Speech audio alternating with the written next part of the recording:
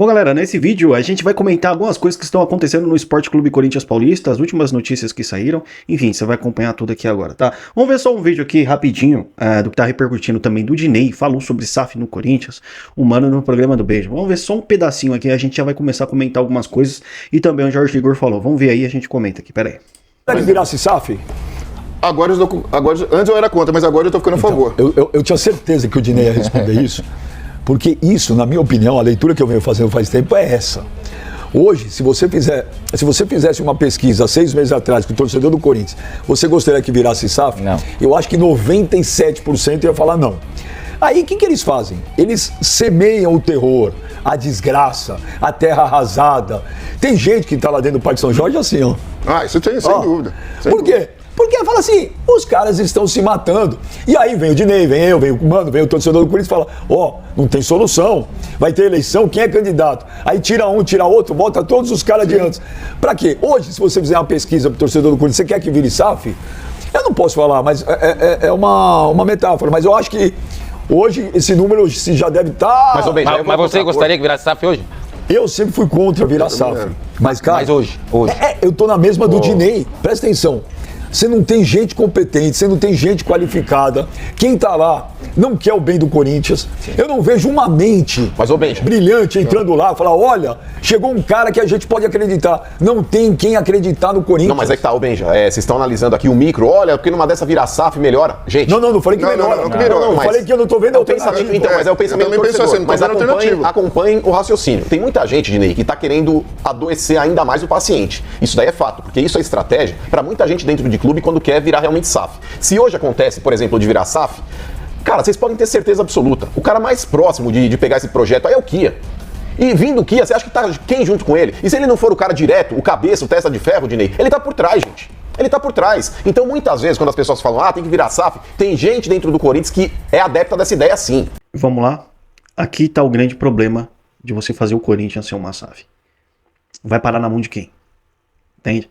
Por isso que hoje a SAF mais considerável que eu vejo é aquela questão da SAFial, onde cotistas, torcedores corintianos, acionistas, investidores compram, né, uma ação, uma parte ali do Corinthians e o departamento de futebol passa para a mão dessa galera, né, organizadas, torcedores do Corinthians, investidores, empresários, né, que cuidam da parte do futebol, não seriam donos de um clube. Aí nesse quesito seria cerca de injetado aí 1,5 bilhão. É lógico que é algo que precisa ser estudado, tá? Não sei a fundo sobre o assunto, tá? Mas é algo que precisa ser levado em conta. Porque assim, se for vender o Corinthians como uma SAF, tem que tomar cuidado de não cair na mão desses caras aqui. Porque aí não adianta nada. E eu não duvido que os caras estejam querendo quebrar o Corinthians para fazer isso aqui. O que ia chegar, comprar junto com o Ronaldo, com o André Sanches e fazer um negócio. E aí o Corinthians está na mão dos mesmos caras. Tipo assim, eles quebram o Corinthians, depois eles compram o Corinthians e eles continuam no topo e no poder. Enquanto não sair essa galerinha de lá de dentro, não vai ter solução pro Corinthians, tá? Os caras estão no core, gente. No conselho de ética do Corinthians lá, no conselho. Eles estão no core. André Sanches, Mário Gobi, toda essa galerinha aí, Roberto de Andrade, Duírio, estão todos no core. O que adianta? Aí estão falando da reforma do estatuto. Se não for mudado esse ano o estatuto, se não for refeito, não acontecer uma reforma nele, acabou pro Corinthians. Se essa galerinha não sair de lá, acabou pro Corinthians. Aí eu te pergunto, você acha que essa galera vai sair de lá? Eu duvido. Então pra mim, acabou pro Corinthians. O Corinthians tem salvação se toda essa galerinha de lá sair. Se acontecer o fim dos vitalícios, se haver a reforma do estatuto, aí o Corinthians ainda tem salvação. Enquanto essa galera continuar lá dentro, comandando tudo, fazendo tudo que eles querem, não tem solução pro Corinthians. O Corinthians está à beira da falência. Essa é a realidade. O Jorge Igor falou sobre SAF. Vamos dar uma olhadinha. Quando o Ronaldo falou sobre SAF no Corinthians, o Ronaldo se empolgou na entrevista. O Ronaldo falou, eu fico animado com a possibilidade de ajudar, de buscar investidores no mercado. Eu faria. E aí a organizada principal do Corinthians emitiu uma nota repudiando a possibilidade. Não, SAF aqui não, pelo amor de Deus, não. Que papo de SAF o quê? Aqui nós não queremos. O que eu penso sobre uma eventual SAF do Corinthians? Um clube que passou 16 anos tocado por um mesmo grupo, esse grupo só aumentou a dívida, essa dívida chegou na casa dos 2 bilhões. Um clube que foi para uma eleição presidencial com 2 candidatos dos níveis de André Negão e Augusto Melo, Eu acho que ele tá mostrando, ele tá gritando pro mundo, ele tá dando sinais claros de que esse modelo político está se esgotando. Porque as figuras que hoje fazem parte dessa disputa eleitoral de situação e oposição do Corinthians não têm mostrado a qualificação necessária para tirar o Corinthians dessa situação. Pelo contrário, o Corinthians tem se afundado numa situação de aumento de dívida e perda de relevância esportiva, jejum de títulos importantes. Entende? Os caras quebram o Corinthians primeiro, lucram absurdos com o Corinthians primeiro, porque assim, esses caras deveriam estar na cadeia, essa é a real. Esses caras que fizeram isso com o Corinthians, era cadeia. Se tivesse investigação policial, abertura de contas, irmão, era cadeia. Que, se acontecer isso aqui, acabou o Corinthians. Né? Vai ficar na mão desses caras aí. Então os caras arrebentam. Esses caras aí, galera, não são torcedores do Corinthians. Não são torcedores como eu, como você. Não são torcedores. Tá? Eles são... Cara, os caras querem dinheiro. É só isso que eles querem. Torcedores do Corinthians tá muito longe. Torcedor é quem compra produto, quem vai no estádio, quem assiste de casa os jogos do Corinthians, acompanha dia a dia o clube. Esse é o torcedor do Corinthians. Mas esses caras aí, estão um pouco se lixando pro Corinthians, irmão. O negócio deles é isso aqui, ó. Tá? E tá muito claro isso. Enfim, se for virar SAF, não é nesse modelo e não é cair na mão desses caras. Seria de outro jeito. Eu gostaria de uma SAF como a da Safiel. Já até falei aqui, mas... Enfim, né? Galera, vamos seguir aqui, porque tem informações importantes. Tem gente saindo do Corinthians. Tem chegadas aí que podem acontecer, tá? Nessa próxima janela. Então, vamos ver aqui rapidinho, ó. Nesse cenário, conforme antecipado pela Itatiaia no início de maio, o Corinthians trabalha para contratar jogadores de velocidade, visando reforçar o setor ofensivo. A reportagem apurou que o clube pretende trazer 2 pontas na janela de julho. A comissão técnica trata esse setor como prioridade, diante do diagnóstico de baixa de produção ofensiva da equipe, alinhado com escassez de jogadores que ofereçam profundidade ao timão. Um dos grandes problemas do Corinthians, né? O Corinthians não tem jogadores de ponta e de profundidade, jogadores que o Dorival prioriza e gosta dentro do time dele, né? Mas não tem. Pode ser que tenha nessa janela. Outros setores também estão sendo avaliados, embora com menos urgência. O clube estuda a chegada de um meio-campista, um zagueiro e um lateral direito.